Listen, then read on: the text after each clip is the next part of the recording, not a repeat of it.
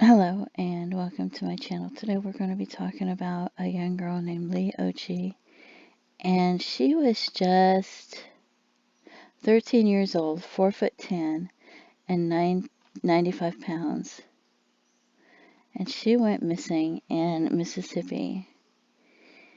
And I'm going to start out with somebody posted their theory on Reddit, and I'm going to read it.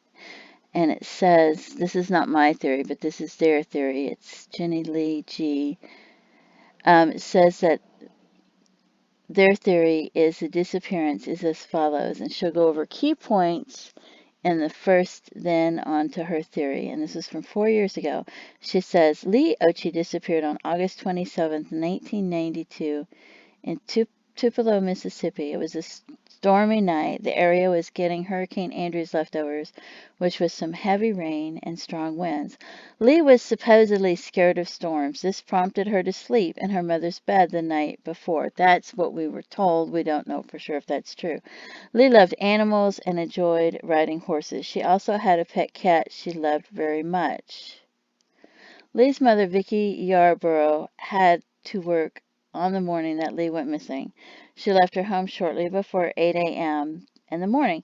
She claims to have to that doesn't Leigh. She claims when she had to call Leigh, she would call and let the phone ring a few times and then call back as a signal, even though she sadly was never left home alone before. That way Leigh knew who it was. Vicki also claims this was the first time Leigh was left alone. Neighbors have said Leigh was left home alone before and wanted to bathe their dog for $5. Leigh was also said to have been very comfortable talking with adults. This could have been because she was an only child. Leigh's father, Donald Occhi, was not a suspect. He was in the military and out of state. He also claims Vicki didn't notify him of Leigh's disappearance for 2 days. She wasn't up front about the blood in the house. Vicki and her husband Barney Yarborough had separated early that summer. So Vicki, Barney, Donald Occhi were all given polygraphs. All were said to have passed except for Vicki. So her mother didn't pass the lie detector test. Leigh was said to be shy but antsy at school. She would often get into trouble for shifting her feet and making noise in class. She's said to have came to school with black eyes and bruises more than once. She claimed a horse kicked her in the eye. Vicki claimed it happened from an apple being thrown and hitting Leigh in the eye.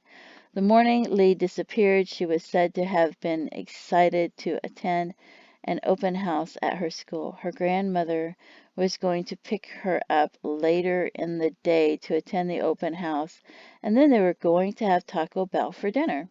Leigh didn't have a lot of friends. She did have a boyfriend who was the same age as Leigh. Well, if she had a boyfriend back then, it wasn't like a boyfriend.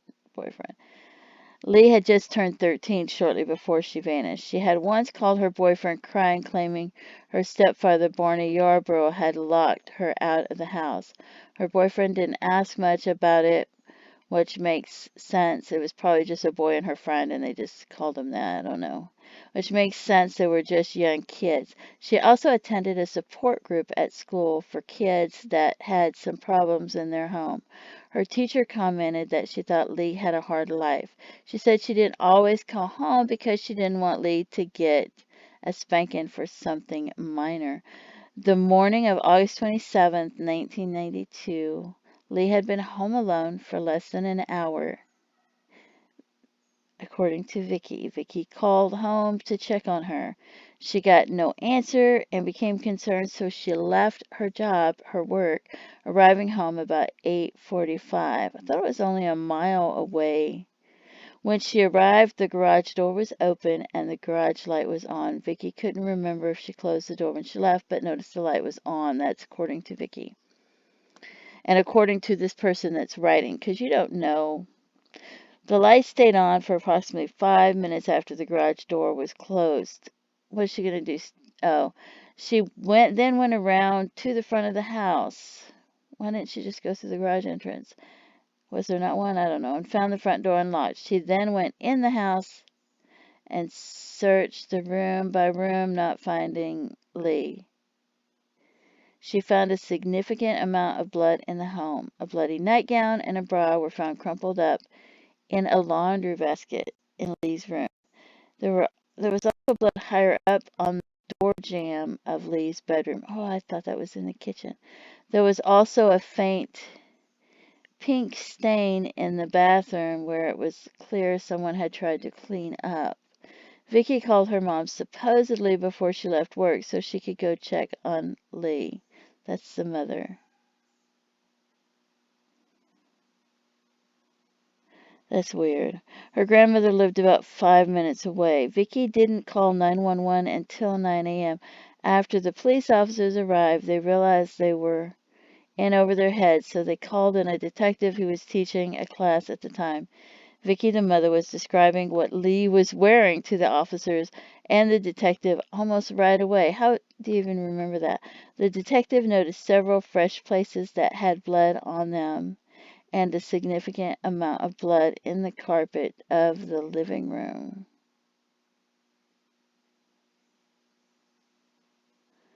I wonder why there was a lot of blood in the living room. There was blood on the kitchen door frame leading out to the backyard. Vicky noted only a few things missing from the home. Leigh's glasses, some underclothes, a sleeping bag. You're going to notice her glasses missing right away. She's going to notice her underclothes missing. Donald Occhi finally was granted leave from the military about 2 weeks later. He then flew to Tupelo and conducted several searches that included members of the community to no avail. The church even paid for Donald's hotel room. He stayed in Tupelo for about a month. About 2 weeks later, Vicky got a package in the mail that contained Leigh's eyeglasses. The package came from Boonville, Mississippi, and water was used to seal it so they couldn't get any viable DNA from the package. My theory is as follows. This is their theory, the person that wrote this. Donald was ruled out almost right away. Barney was ruled out, but I am still skeptical, she says. That she's still skeptical, but he's since died, so information on him is limited. Supposedly, Barney admitted to abusing Leigh in some form to the Tupelo police, according to Donald. Leigh supposedly told friends her stepdad was mean to her. Since him and Vicky had recently split, he seemed suspicious, but again, he supposedly passed polygraph. To me, Vicky had the means to her, Vicky had the means and opportunity to murder Leigh because she was there. And she was only gone half an hour. She was the only one in the home with Leigh. No one else had seen Leigh alive that morning. She was also in the home with her parents that morning and also allowed to stay in the home until the state crime scene investigators showed up about 2 weeks later. She failed a polygraph not once, not twice, but 3 times. 3 times. Next, why did she call so shortly after leaving work? Leigh was only home for about 35 minutes when she called. She then supposedly called her mother to have her check on Leigh, but yet didn't wait for a phone call back when her mother only lives 5 minutes away. She instead left to go to work to check on the situation herself. Why did Vicky lie to the cops? When you want to tell them everything you know so they find your missing child, why describe what Leigh was wearing without being asked? How would you know what was missing right away? Yeah, see, I don't understand that. Sniffer dogs and Newfoundland dogs were brought in. The sniffer dogs couldn't pick up a scent due to the storms. Newfoundland dogs are specific for finding decomposition, basically cadaver dogs. None of this panned out. Well, I thought I heard they found something near that creek bed a little bit. This case will remain open until the remains of Leigh Occhi are found. I hope someday that happens so her father can have some sense of peace. And her sister, not knowing has got to be hard. I pray someday someone is held accountable for Leigh's disappearance. And that was theirs, and they left the link to the Charlie Project. So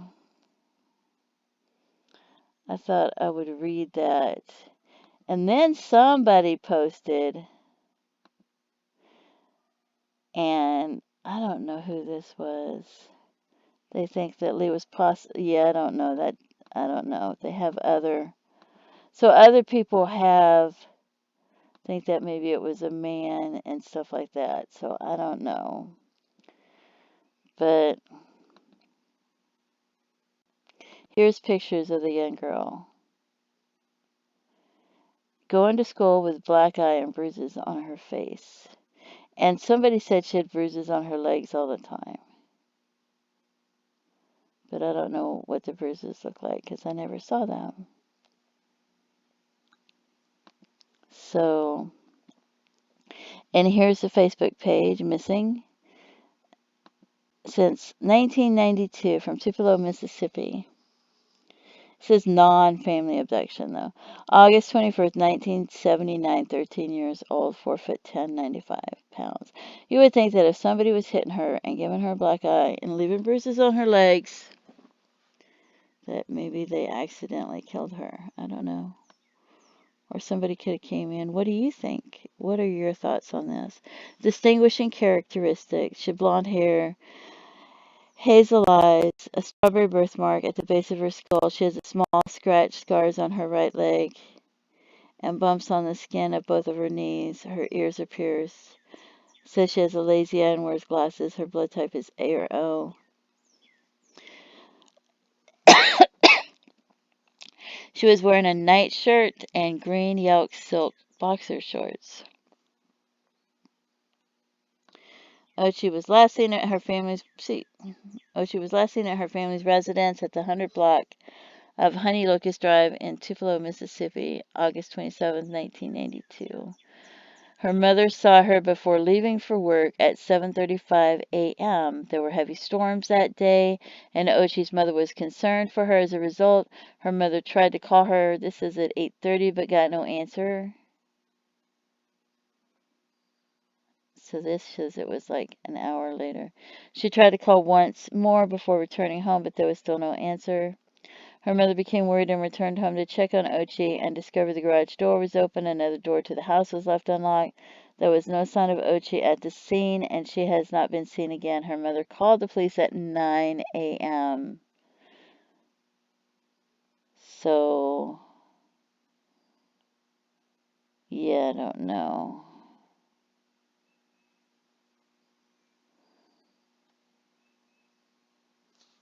It all seems suspicious.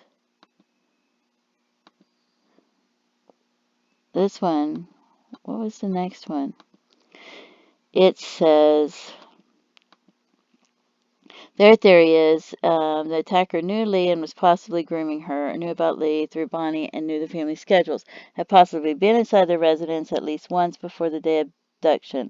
Older, organized, didn't panic when Leigh was injured, knew his way around the house, was able to get a sleeping bag and gather up Leigh's belongings, possibly even redressing her before they left, all in a very short time. Drove her somewhere close where he wouldn't be disturbed. Leigh's possibly fatally wounded, wrapped in a sleeping bag, bleeding. He don't believe he drove her to her residence, possibly didn't intend to injure her, and a job where he can interact with families and children. This one says Leigh wasn't home alone for the first time, according to neighbors. She was often left to her own devices. If someone was watching grooming, this would make her very vulnerable. Leigh had a big social circle of friends around her, church, horse activities. Leigh was possibly being physically, verbally, or sexually abused by her stepfather, and her mother possibly turned a blind eye or participated. This was make Leigh vulnerable to men, women. See, I don't know. She's an attention seeker, evidenced by her behavior. Well, she might not could have just sit still at school. Um, Abduction. Lee's mother had left for work. The attacker is watching the residence and waiting for her. The vehicle isn't out of place, knocks on the door, knows Leigh is alone. Leigh gets free runs, but hits her shoved into the door frame. See, I thought maybe she was dead and somebody was carrying her and kept bumping into the door frames. Maybe maybe she was bleeding in the living room and then If she walked into the living room, there would be blood there. Maybe maybe she had her sleeping bag in the living room instead of the bedroom. I don't know, and was laying there. I don't know. It's weird. There's blood all over the living room. You'd think they would maybe. It seems like maybe they were carrying her and just where their arms were, where they were carrying her. Maybe they bumped the door frames. Attacker gets the sleeping bag because he knows where it is and places Leigh onto it. He gets a little bloody, removes Leigh's clothes. I don't know. Leigh is redressed in the attacker. Okay. Leigh is bundled up and placed into the vehicle. Bonnie arrives, waits 15 to 20 minutes searching even though there's fresh blood. I don't know. That's so strange.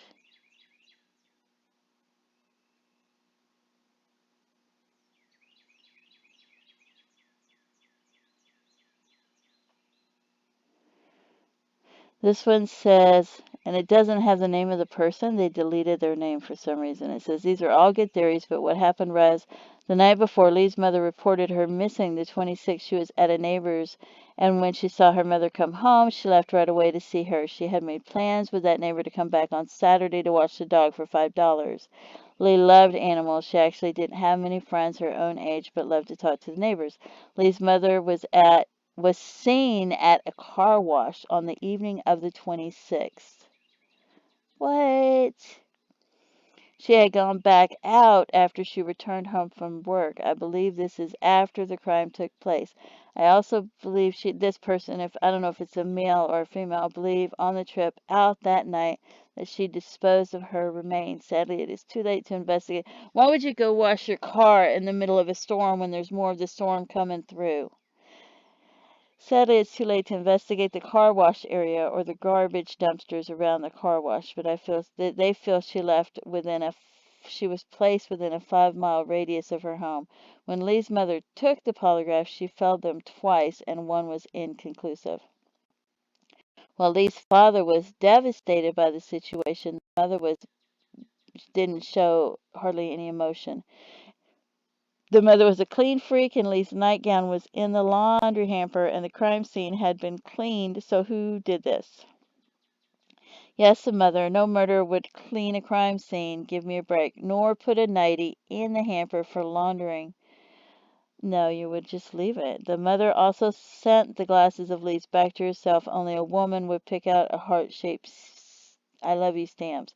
No man would buy those unless they were the last stamps at the post office. She used more stamps to make it look like a child sent the glasses. This is their speculation, and Leigh was still alive. She also addressed the envelope to the stepdad, knowing the mail carrier would bring it to the address, as the mail carrier would be familiar with the stepdad's name, even though he no longer lived there. I don't believe it was the stepdad for a minute, but I do believe it was the mother because she lied on so many accounts. A lot of people believed it was the mother. The mother had to move because of that. That and that's unusual that so many people would think the mother did it. Usually they automatically believe that an outsider did it. Leigh was not liked by her peers. She had problems in school and was annoying. It didn't make her a bad kid, just a kid who was hyperactive. She was a latchkey kid. It was BS that it was Leigh's first time at home alone. They said that they know the mother did it, that she made it look like Leigh was a victim of a pervert stating her new bra and panties were missing and certain items of clothes in a sleeping bag. They believe the sleeping bag was missing because she buried Leigh in it, and they believe there was an argument or an accident that got out of control, probably due to the mother and her overfixation on cleaning. Yeah, because we don't know who was if somebody. I mean, if somebody threw an apple and hit her in the face and gave her a black eye before, you don't know what happens. You never know what people do when they're alone in the house, and there's no way of knowing if this person is right because this is their speculation or their opinion, so you don't know who's right. And they believe the police feel the same, but the evidence is all circumstantial. Leigh's mom could have been gone all night on the 26th and driven straight to work after the body dump. Poor Leigh, regardless, her poor dad, even poor stepdad. So I don't know. That's interesting. She's just a beautiful young girl, and she went missing, and they haven't found her body. So, if she's dead, and by now you would think that she's probably dead because it's been a long time. And this says there were heavy storms that day. Why would you go wash your car when you know there's heavy storms coming? Did she really go wash her car? You know, we don't know for sure because we weren't there. Her mother tried to call her at 8:30 but got no answer, and then she returned. The garage door open. It says there was no signs of forced entry into the home, but there were some indications that a struggle had taken place. There were blood stains inside the house on the walls, a door frame, the carpet, the bathroom countertop, one of Ochi's nightgowns, and her brassiere. Both items were blood stains were in her bedroom. Someone made efforts to clean up the blood in the bathroom. Ochi's reading glass, shoes, and some of her underclothes. How would you notice that the underclothes were missing so quickly? About a month after Ochi's disappearance, her glasses arrived at the residence in the mail. There was nothing else in the envelope. Why would you mail them? And they made it look like a kid had written it. Several, because they misspelled the street name. Several persons of interest have been interviewed, but no one has been charged in connection with her case. Her mother was given 3. Why would you mail the glasses back? She's not going to need them if she's not there. Ochi's mother believes a man who knew Ochi was responsible for her disappearance. Occhi resided alone with her mother. At the time of her disappearance, her parents had divorced in 1981 and her mother remarried, but her mother and stepfather had separated a short time before Occhi disappeared. She was about to begin the 8th grade. I don't know. It's just suspicious that her mother left and then called her half an hour to an hour later.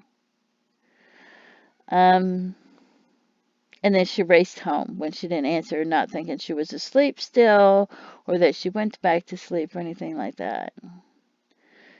I don't know. And her mom lived 5 minutes away and she was sending her and she raced back. He got emergency leave from the military from Ochi's disappearance.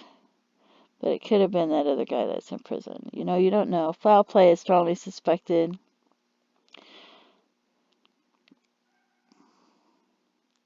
I mean, how do you know? I don't know. There is somebody in prison that used to live near there. And then there's 22 comments. Well, more, there's 31 comments. This one, her mom failed 3 polygraphs. It's just so suspicious. They need to look at the mother. And she was acting weird, leaving work, sharing this. Rest in paradise. This one said the mom had something to do with it. She believes they were only 8, but they remember their parents saying something doesn't add up with that girl's mama. Her aunt lived on North Joanne Street and said she can still remember the police question everybody in that neighborhood.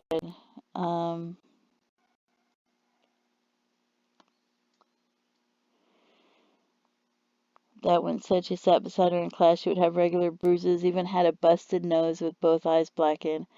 But she always had a story of what happened. I always hoped she'd find a way out. Let's see. That one thinks the mother did something. Everyone in town was looking for that child. And then they're talking about the photo. That's an aged photo, what she would look like if she got older. This one says the mother was seen mailing the eyeglasses. This one thought the mom and stepdad buried her under the Tupelo High School because he worked there at the time. Somebody said digging up the creek behind where she lived. Her mother failed the lie detector like 3 times. Sounded like her mom abused her from what they'd heard. This one says that their friend was a good friend of Leigh. Leigh was very afraid of her mother. To top it off, the kids at school bullied her. I heard that on one of the things that she was bullied. Even had a very mean song about her last name. She was bullied at school and at home. How sad. She's in the arm of Jesus. So a lot of people think her mother did it.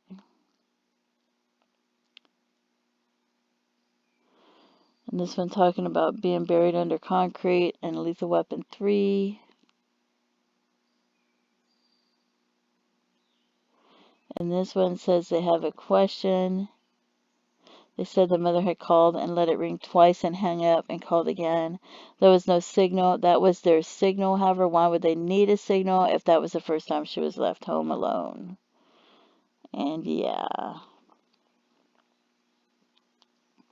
And this one's doing research. There's a podcast on the case. I haven't ever listened to it, but you can go listen to the podcast. If you're probably interested in the case, you can go listen to the podcast. Sometimes they take the podcast and they put them on YouTube, because it's a new world now. But this shows she was 13 years old. She was only 4'10", and she weighed 95 pounds, and she was in Tupelo, Mississippi. And she was last seen wearing a nightshirt and green-yellow silk boxer shorts. Blonde hair, hazel eyes, strawberry birthmark, scratches on her right leg, lazy left eye, blood type A or O. Oh, and this is what the Charlie Project says. Leigh was last seen at her family's residence. Her mother, Vicki Felton, saw her before leaving work 7:35. Leigh planned to attend an open house at her school that day and was waiting for her grandmother to come pick her up. It was the first time her mother left her home alone, but they had a call signal, so I don't know. There were heavy storms that day as Hurricane Andrew moved in the area. Leigh's mother was concerned for as a result. Her mother tried to call her 8:30, got no answer. She tried to call once more before. See, her mother could have just drove over to her grandmother's house. Her mother became worried and returned home to check on Leigh and discovered that the garage door was open, the light was on. This is pretty much the same stuff. No signs of forced entry. Fresh, still wet bloodstains were inside the house on walls, the carpet, and the bathroom countertop. There was a blood trail leading from the hallway to the living room to the back door, and blood and hair stuck to a door frame, suggesting Leigh hit her head on the door frame.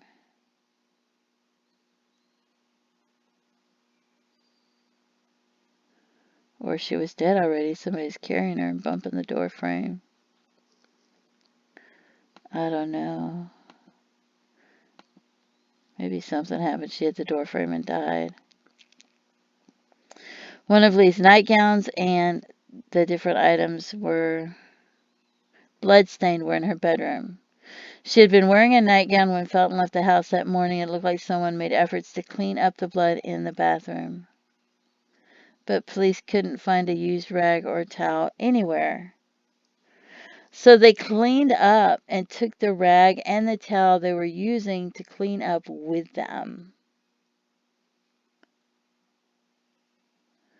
And they took her reading glasses. And they didn't get it all cleaned up, but they still stopped to get her reading glasses, her shoes, and her underclothes, which were noticed missing right away, and her sleeping bag.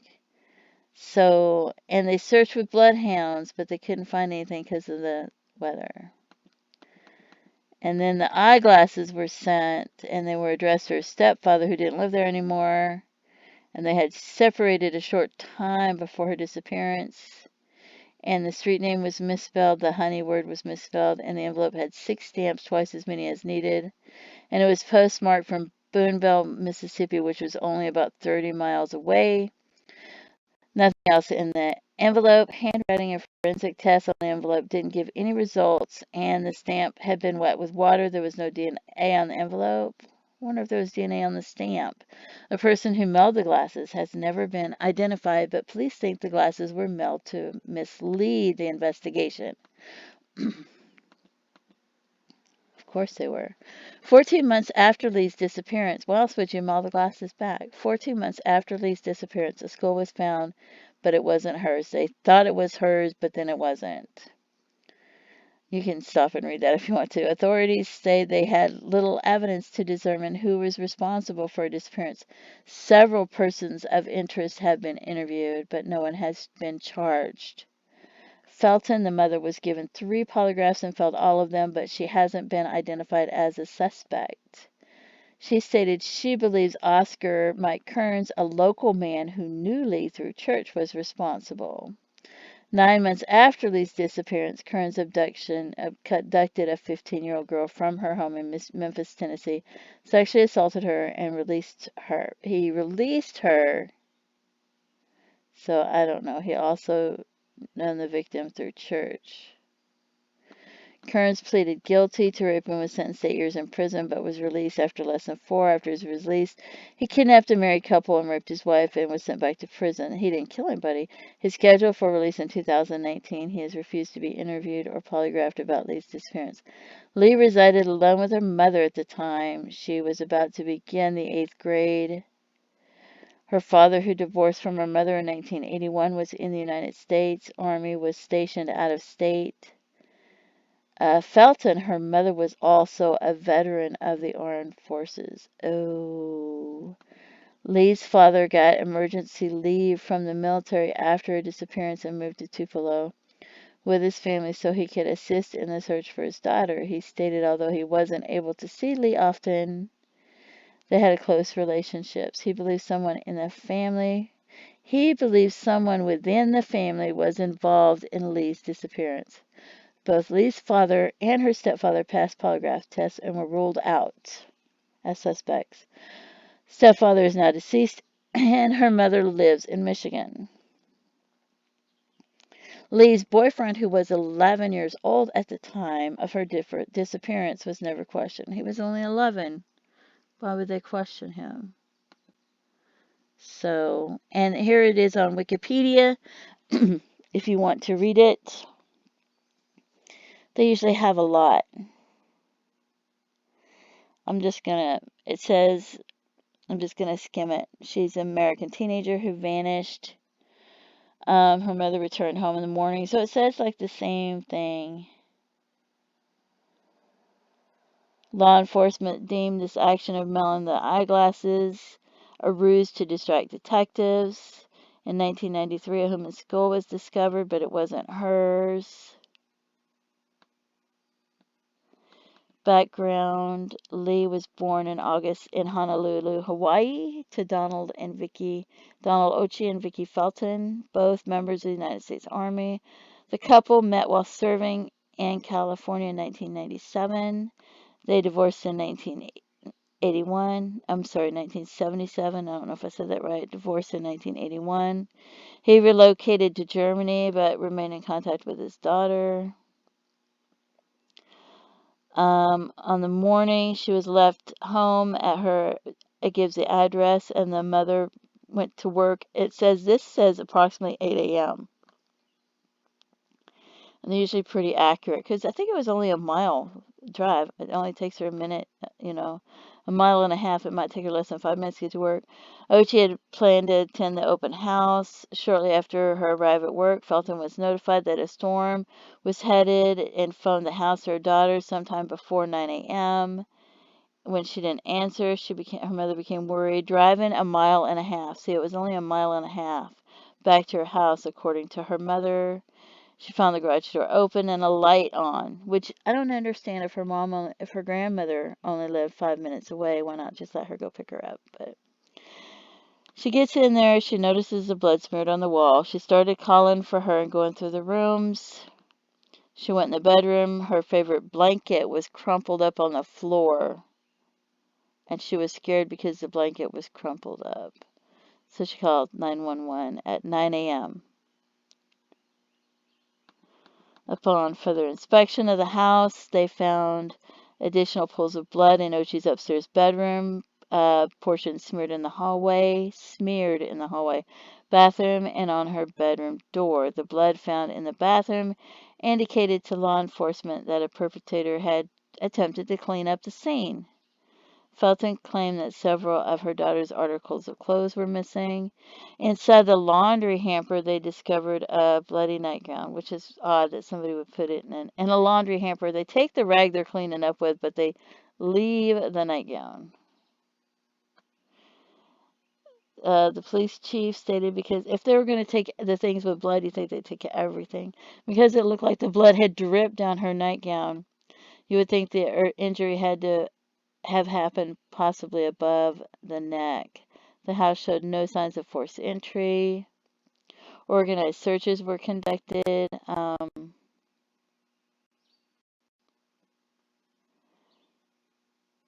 So he thought maybe somebody beat the child to death. He stated while searching, he was told by several locals to look at her mother. Wow. Additionally, rumors circulated alleging Occhi's stepfather was abusive. However, after he had an alibi, he had instantiated an alibi and passed a polygraph. So it doesn't seem like it could have been him. 8 days after she went missing, a worker at McDonald's told law enforcement they had seen a girl resembling her, but it turned out it wasn't her. So then her glasses were mailed. There was no ransom letter. They thought that they found that human skull. They thought it was her. Talks about the lie detector test. 2 with the FBI showed deception in all of them. Her mother was a person of interest. You still can't eliminate her. There was too many unanswered questions.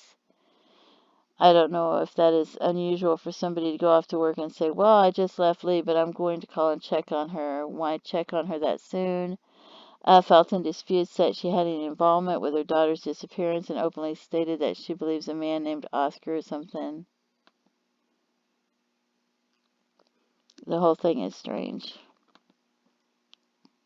And it says it's been covered by Nancy Grace, featured in Geraldo Show, and 2020. And there's 6 episodes on a podcast if you want to hear more about it. And it was also featured on a true crime podcast, Crime Junkie.